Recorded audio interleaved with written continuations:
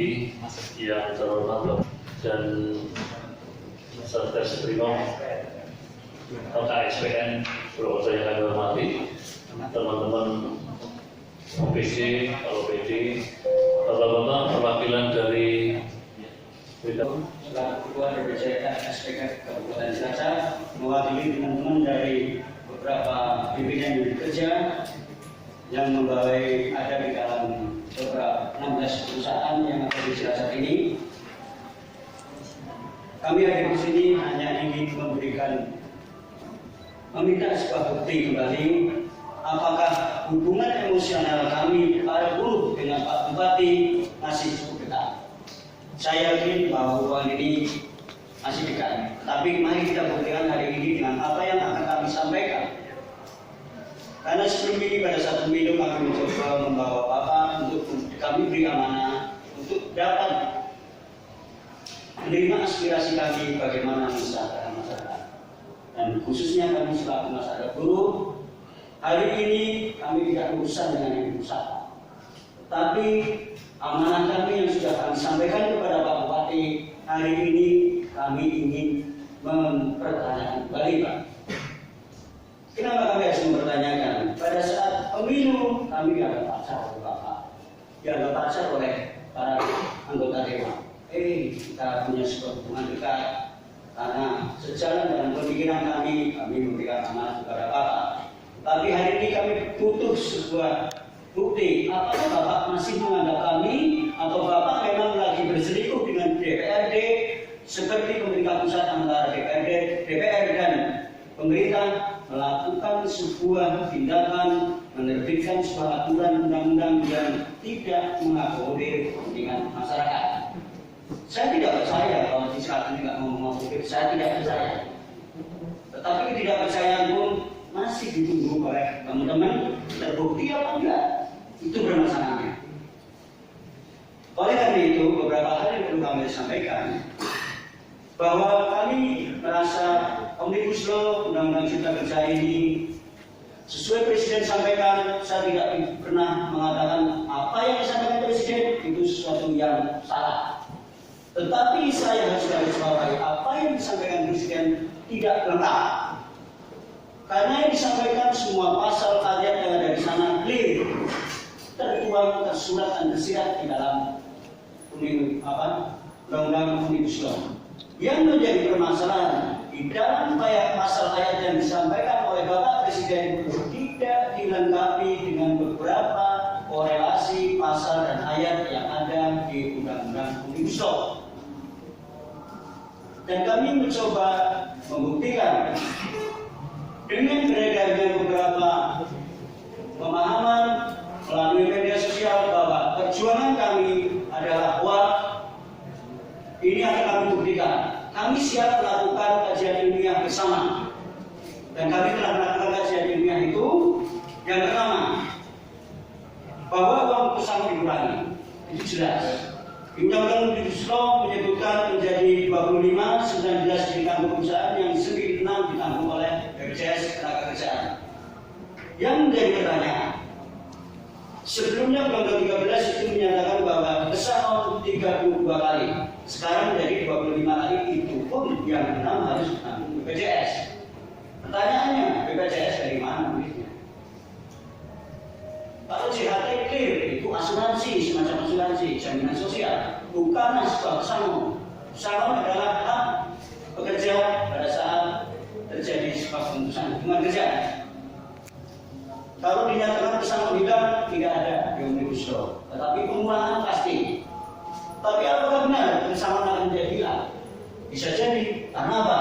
Kita lihat di Undang-Undang 13 2003 pasal 9 sebagai materi dasar persyaratan untuk mendapatkan pesangon dihapuskan.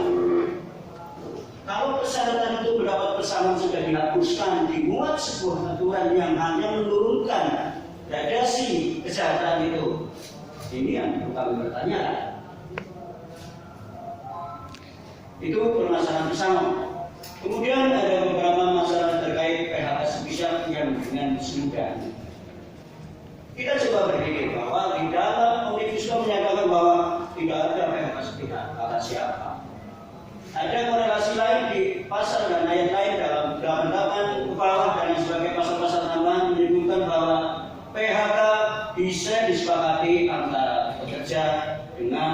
pengusaha.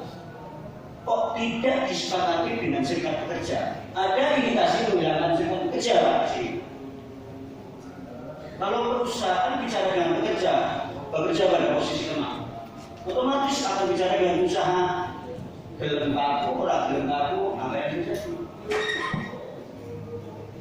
Terkait upah kerja, jelas di Undang-Undang Omnibus Law menyatakan upah berdasarkan satuan hasil satuan waktu. Pada saat kita melakukan pekerjaan sesuai apa yang disampaikan di 40 jam, benar ada. Tetapi pada saat kita melakukan yang kurang dari itu, apakah perusahaan menjadi salah? Karena di situ ada jelas sesuai perhitungan satuan hasil dan satuan waktu. Dan ini juga yang akan mempengaruhi terkait cuti yang menjadi hilang. Cuti di dalam Omnibus Law tidak hilang. Tetapi persyaratnya adalah setelah bekerja 12 bulan mendapatkan 12 hari cuti. Yang menjadi pertanyaan, pada saat kita di tanah dan lain sebagainya, bagaimana? Karena kewajiban di Omnibus Law hanya menyatakan 12 hari kerja. Cuti kita cuti hajatan, menikah, orang tua menikah dan lain sebagainya, lainnya kemana? Kalau kita melihat pada aturan perubahan satuan hasil satuan maksi, perusahaan tidak punya hak untuk membayar bila mana mereka mengajukan cuti itu. Di undang-undang sebelumnya dinyatakan pada saat cuti haid, cuti hamil, bersalin dan lain sebagainya itu diberikan upah. Tetapi di aturan ini menjadi satuan hasil dan satuan waktu. Pada saat orang tidak berangkat kerja, hasilnya apa? Secara volume tidak ada, secara waktu kamu ada dari perusahaan. Ini yang menjadi masalah yang tidak disebutkan oleh para pembuat pemahaman yang berbeda. Dan ini berpotensi untuk mengadu domba masyarakat di bawah. Ini yang kami sangat-sangat prihatin. Makanya hari ini kami mencoba masyarakat Cilacap adalah masyarakat yang cerdas, Pak. Bapak nggak usah khawatir. Cilacap melakukan sebuah penyampaian aspirasi berdasarkan kajian ilmiah. Apalagi ini adalah buruh yang tidak buru-buru amat. Untuk itu dari beberapa masalah di Omnibus Law, kami mohon Bapak untuk siap dan dapat mendukung sesuai komitmen awal kita bahwa hubungan emosional kita antara masyarakat dengan pemangku kebijakan masih baik. Kami yakin Bapak ada punya nurani. Undang-undang ini secara pemerintahan saya pastikan ini sebuah instruksi. Tetapi dalam hal ini Bapak yang memilih Pak Presiden, Pak, bukan Pak Gubernur, tapi kamilah masyarakat.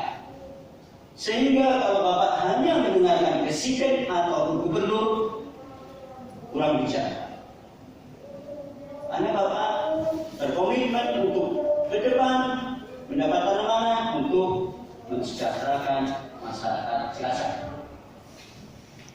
Inilah yang akan kami minta bukti bahwa Bapak masih berkomitmen untuk itu, dan kami menyampaikan aspirasi ini bukan hanya karena sebuah asumsi, tapi didasarkan kajian kami terkait plus minusnya Omnibus Law.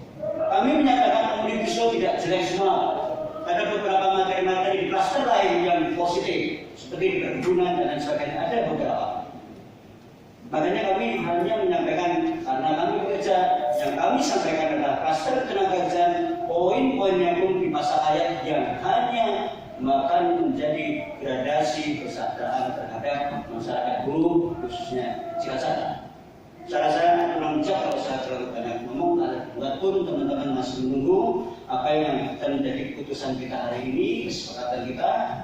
Kami mohon sekali lagi untuk dapat Bapak mendukung perjuangan kami, melakukan penolakan Omnibus Law yang bisa kami sampaikan kepada struktural kami bahwa kami Cilacap bersama Bupati bersama-sama mendukung menolak mencabut Omnibus Law bisa dengan Presiden menerbitkan perpu, sekaligus Bapak dapat mengirimkan surat kepada Bapak Presiden terkait apa yang menjadi aspirasi kami. Kurang bijaksana juga bila mana apa yang saya katakan ini banyak hal yang kurang berkenan, kami mohon maaf. Kata Assalamualaikum warahmatullahi wabarakatuh. Assalamualaikum warahmatullahi wabarakatuh. Salam sejahtera, salam bahagia, salam damai bagi kita semua. Saya sampaikan selamat pagi. Yang saya hormati Saudara Kapolres, yang saya hormati Saudara Dandim dan para asisten Kasat Pol PP, Kepala Dinas, dan saudara-saudara saya dari Federasi Serikat Pekerja Kabupaten Cilacap. Di sini ada Pak Dwi Andro dan Joko Warmio yang mewakili saudara-saudara sekalian. Saya terima kasih hari ini dalam situasi COVID-19. COVID ini berawal dari masalah kesehatan, tapi berdampak pada masalah ekonomi. Banyak kegiatan-kegiatan itu terganggu, bahkan yang terhenti, dari pasar, keagamaan, budaya, dan lain-lain. Ini semua kita tidak boleh diam. Kita harus lawan. Semua harus bangkit. Semua harus bisa bekerja untuk bisa makan. Nah, dalam situasi seperti ini kita juga ada satu, yaitu Undang-Undang Cipta Kerja. Ini saya menilai dulu bahwa Undang-Undang Cipta Kerja atau Omnibus Law ini saya baca ini saya sudah hampir 2-3 tahun yang lalu, di mana saya baca banyak perusahaan-perusahaan di Indonesia. Ada Sony, Panasonic, karena saya dari usaha baca itu, dan juga beberapa perusahaan yang sudah lama berproduksi di Indonesia. Ini mereka itu pindah kemana? Ke Vietnam. Ini awal dari saya membaca dulu, saya kronologis saya baca ini. Ada apa? What happened? What something wrong? Juga perpindahan ini ternyata mereka para big boss, produsen ini mencari di mana mereka bisa lebih untung, bisa lebih aman, bisa lebih ini. Jadi jauh sebelum Omnibus Law ini diterbitkan menjadi Undang-Undang Cipta Kerja, ini adalah seperti begini. Satu sisi kita ini perlu ada investor masuk ke Indonesia. Kenapa investor ini sekarang pada lari ke luar negeri, lari ke mana? Nah, karena yang lain, negara-negara lain itu sudah memakai Omnibus Law. Jadi sehingga mereka bisa menarik investor sebanyak-banyaknya. Nah, juga pertimbangan seperti juga kita rasakan di Cilacap. Di Cilacap ini apa yang kurang sih di Cilacap? Kita kabupaten terluas di Jawa Tengah, penduduknya juga terbanyak di Jawa Tengah, heterogen. Sini ada bandara, ada pelabuhan, ada kereta, semuanya ada. Tapi juga ini investor yang datang ke sini itu juga banyak kendala-kendala, yaitu dari mulai perizinan, dari mulai aturan-aturan lain yang saya sebetulnya sangat repot sekali ketika saya sudah 10 tahun saya menjadi bupati. Itu sangat kesulitan sekali saya untuk menarik investor ke Cilacap ini. Sampai sama saya sering komunikasi, konsultasi dengan yang berkuasa di sana, dari mulai presiden sampai para menteri dan juga beberapa anggota DPR. Saya berkomunikasi, konsultasi. Bagaimana kita punya fasilitas di sini, tapi ternyata kok kelihatannya investor sulit juga di sini. Nah, disinilah saya menilai dulu. Kalau saya belum baca Omnibus Law itu, undang-undang ini seluruhnya saya belum baca. Saya baru belajar dari beberapa tahun yang lalu bahwa bagaimana menarik investor dulu. Nah, sekarang kalau investor itu tidak ada, produsen tidak ada, bagi kita apa yang mau dikerjakan? Mau kerja apa? Banyaknya saudara-saudara saya, saudara kita di sini nganggur. Kita mau kerja apa? Nah, ini yang jadi pemikiran dan pemahaman saya. Saya pengen saudara kita itu di sini jangan nganggur lah. Jangan hanya nonton, jangan sampai ini. Coba kita bagaimana cara menarik para yang punya uang untuk invest di sini, mendirikan pabrik di sini. Jadi pertama tujuan saya itu untuk membangun Cilacap dalam bangun desa. Tapi di Omnibus Law ini yang tadi disampaikan oleh Pak Dwi dan oleh Pak Joko, ini juga ada yang menurut jenengan ini yang merugikan ini para pekerja. Ini yang akan saya perhatikan ini. Nah, ini adalah tarik menarik. Nah, saya bertanya mungkin apakah dengan di Omnibus Law ini saya pernah bertanya kepada di atas sana, ini untuk apa Omnibus Law ini? Ini pertama untuk bahwa investor yang selama ini sulit sekali ke Indonesia ini biar masuk. Setelah masuk baru bisa bekerja. Lah inilah dituntut. Kalau pemikiran saya dituntut para pekerja ini untuk apa? Jadi saya akan pengusaha. Sebelum saya uyut saya pengusaha, kakek saya pengusaha, ayah saya pengusaha, dan saya juga pengusaha.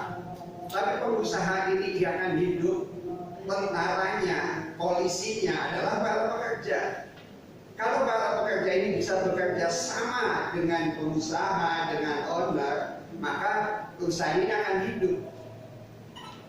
Tapi kalau sekarang perusahaan di sini tidak bisa kerjasama dengan para pekerjanya, para buruhnya, ini juga akan mati.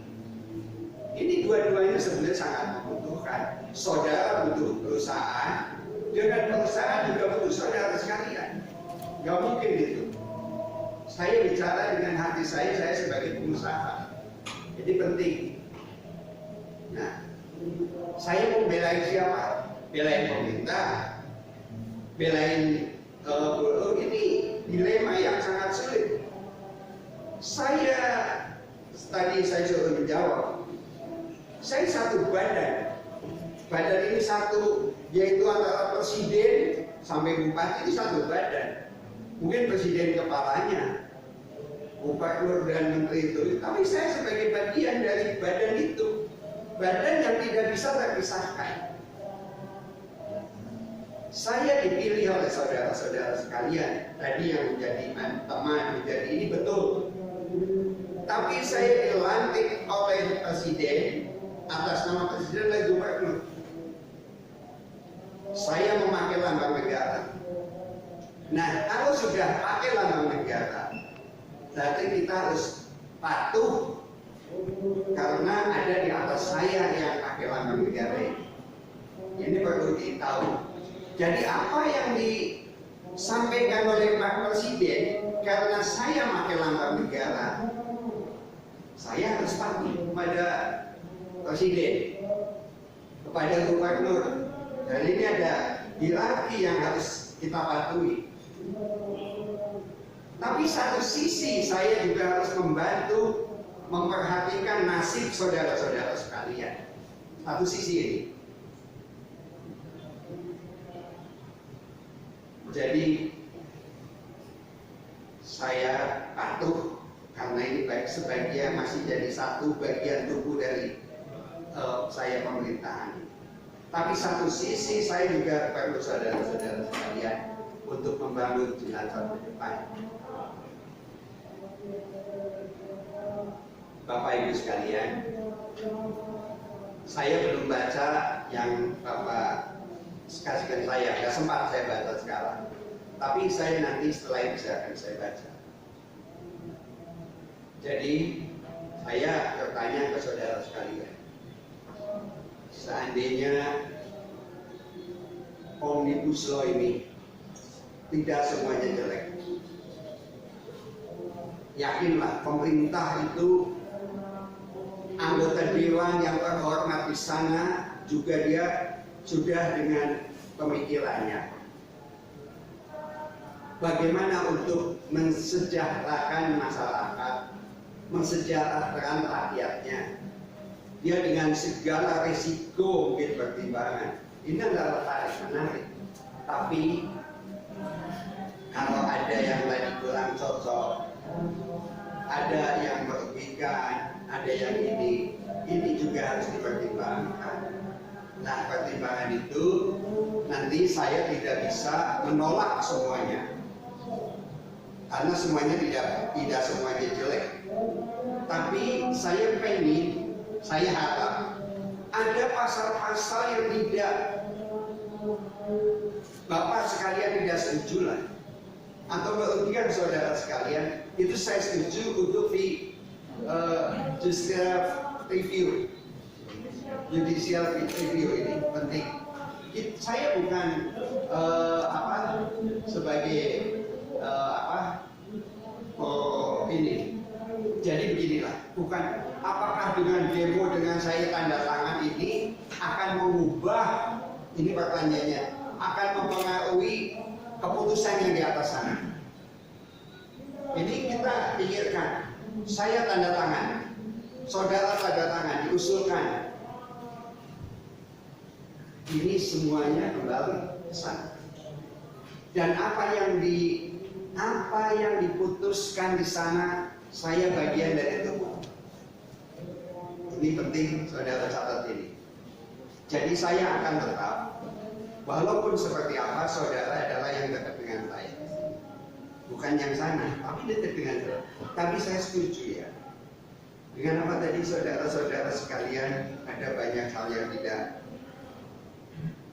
mengenakan, bahkan merugikan menurut saudara. Ayo kita tinjau kembali pasal-pasal yang kayak tadi yang ini.